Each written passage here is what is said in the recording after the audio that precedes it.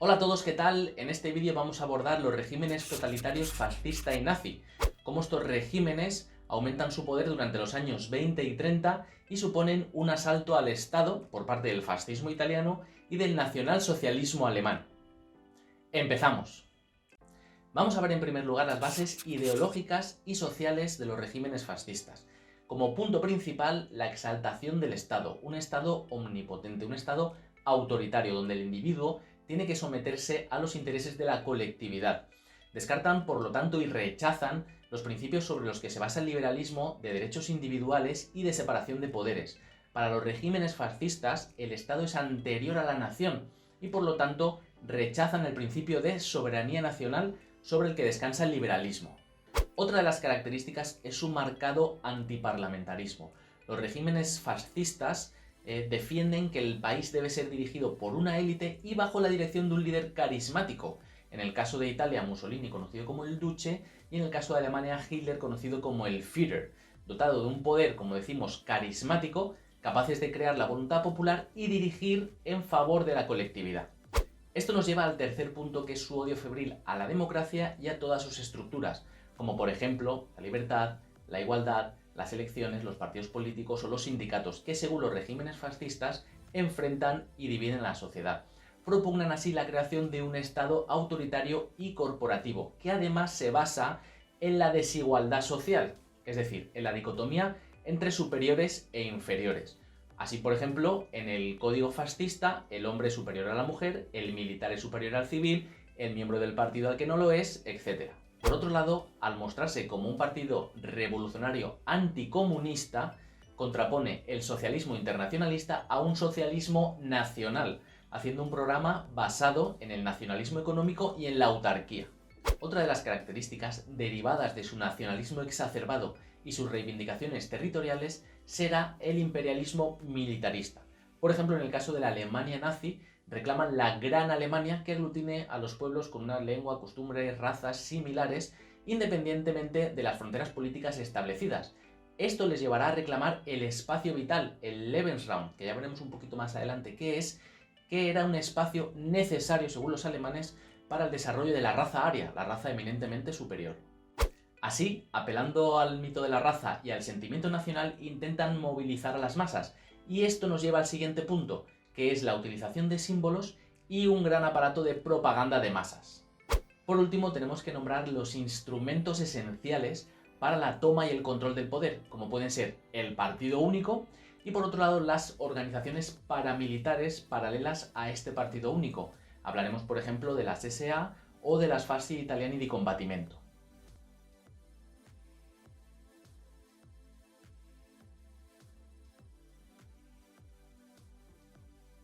Muy bien, pues vamos a ver ahora la base social que componen los regímenes fascistas, porque se nutren de grupos muy heterogéneos. Por un lado tenemos excombatientes de guerra, que se encuentran desarraigados y son los primeros que nutren las Fasci Italiani di Combattimento y los Escuadrones d'Azione en Italia y las SS y las SA en Alemania.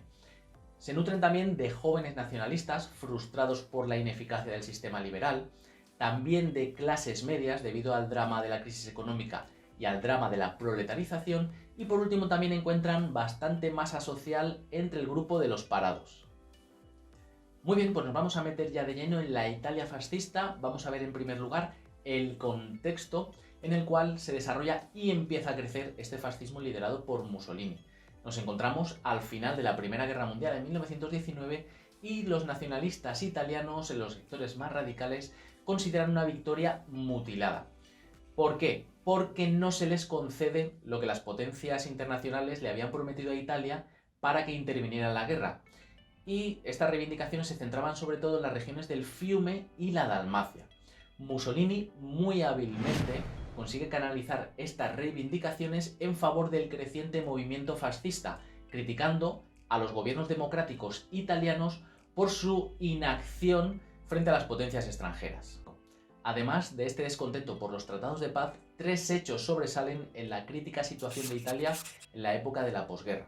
En primer lugar, la grave crisis inflacionista, porque muchas empresas se cierran, sube el nivel de vida y aumenta enormemente el número de parados. En segundo lugar, la gran agitación social porque muchos de estos parados ocupan las fábricas y además llegaban muchas noticias de la Revolución Rusa, y por otro lado una agitación en el campo porque se veía que no se estaba cumpliendo la reforma agraria.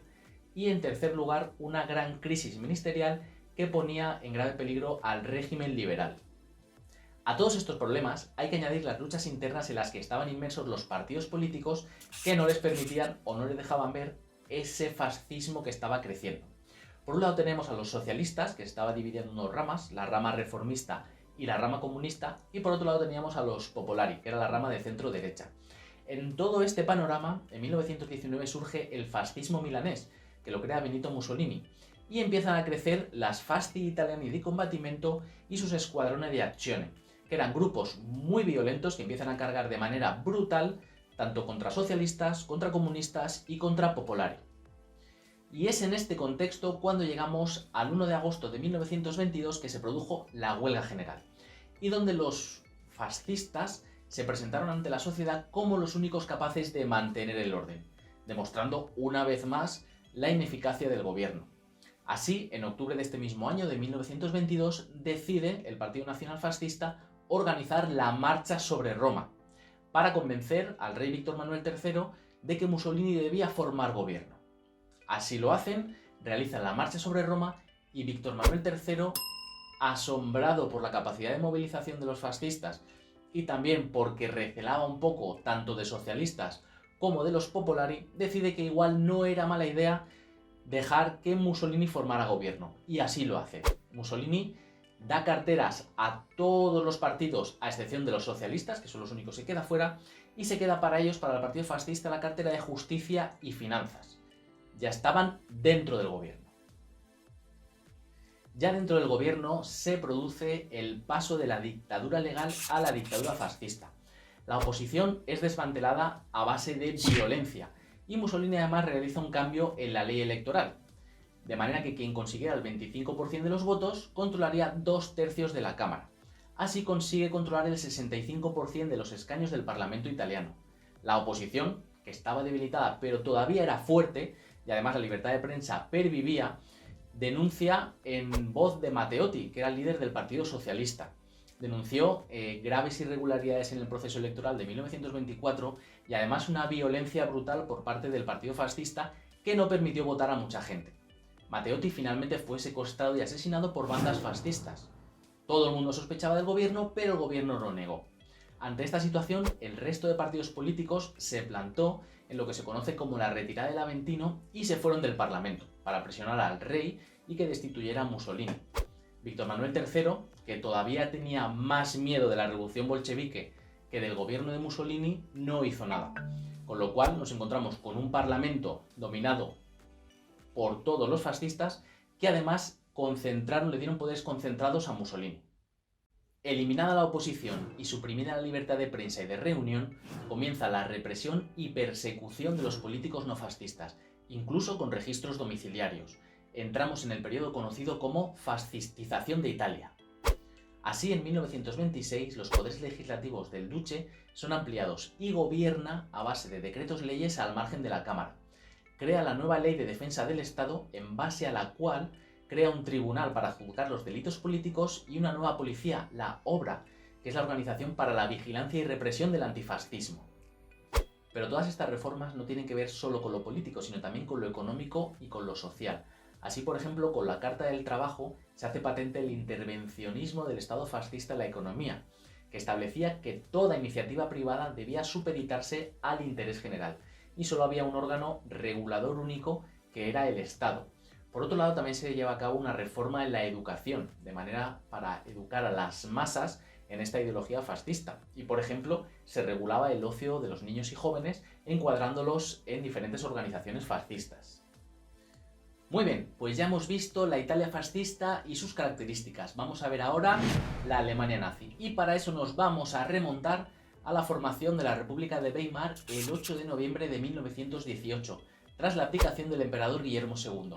Desde sus inicios, esta república estuvo sometida a una gran inestabilidad por las presiones de los diferentes grupos a derecha y a izquierda. Tenemos, por ejemplo, la izquierda radical, conocida como los espartaquistas. Luego tenemos el gran bloque de centro, que era la gran coalición de socialdemócratas y grupos de centro-derecha. Y luego tenemos la derecha nacionalista, formada principalmente por el ejército de Baviera de Ludendorff y el todavía minúsculo Partido Nacional Socialista. Muy bien, pues vamos a ver cómo este nacionalsocialismo se crea y va creciendo. En enero de 1919 se funda el Partido Obrero Alemán. Meses después se une Hitler a este partido y ya bajo su notable influencia desarrollan su programa de 25 puntos y además le cambian el nombre al partido por el de Partido Obrero Nacional Socialista Alemán, o abreviado Partido Nazi. En su ideario destacan todos los puntos que comentábamos al principio del vídeo, que tenían en común los regímenes fascistas, pero además en el caso de Alemania añaden la pureza de la raza y la extirpación de todos los enemigos de Alemania. ¿Quiénes eran estos? Pues básicamente los demócratas, los judíos y los comunistas, mostrando un claro antiparlamentarismo, antisemitismo y anticomunismo. Desde julio de 1921, Hitler ya es el Führer del partido, apoyado por sus más estrechos colaboradores, entre los que destacan Röhm, que era el líder de las SA, las tropas de asalto, una milicia paramilitar paralela al partido y muy útil como instrumento de poder, porque además eran una milicia muy violenta. Destacan también Rosenberg, que era el ideario del nacionalsocialismo, y Rudolf Hess, que hace triunfar el principio del caudillaje, el Führerprinzip. En 1922, además, se añadirán al partido nazi los héroes de la Gran Guerra, de la Primera Guerra Mundial, como son el aviador Göring y el general Ludendorff. En este contexto se produce uno de los episodios más famosos, que es el Putsch de Múnich, también conocido como el Putsch de la cervecería, que fue un intento de golpe de Estado entre el 8 y el 9 de noviembre de 1923 por parte del Partido Nacional Socialista, liderado por Hitler, y por algunos sectores del ejército liderados por Ludendorff. Este golpe de Estado finalmente fracasó y acabó con Hitler en la cárcel. Y allí escribió su obra Mi lucha, Mein Kampf, donde desarrollaba todo su programa, todo su ideario. Una vez Hitler salió de la cárcel, lo que hizo fue reconstituir el partido, le dotó de una férrea disciplina y de un gran aparato propagandístico para convertirlo en un movimiento de masas. Se crearon además las SS, que eran las secciones de protección del Führer, que desbancarán a las SA. Y en este contexto llegamos a los comicios de 1932, donde el partido nazi obtiene un gran resultado, 230 diputados.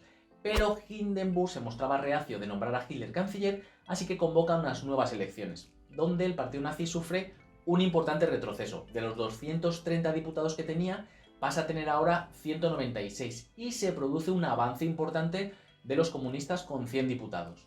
Ante esta situación, y temeroso del golpe de Estado, Hindenburg finalmente crea una coalición entre el partido nazi, los nacionales alemanes y pequeños partidos centristas, y en enero de 1933 nombra a Hitler canciller de Alemania, que repartirá las carteras ministeriales entre todos los partidos que le han apoyado y solo habrá dos ministros nazis, que serán Göring y Frick.